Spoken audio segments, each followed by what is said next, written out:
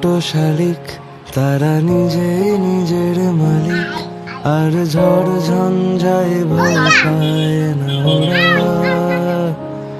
নেই চাল চুলো তবু হাসি মুখ এক জোড়া।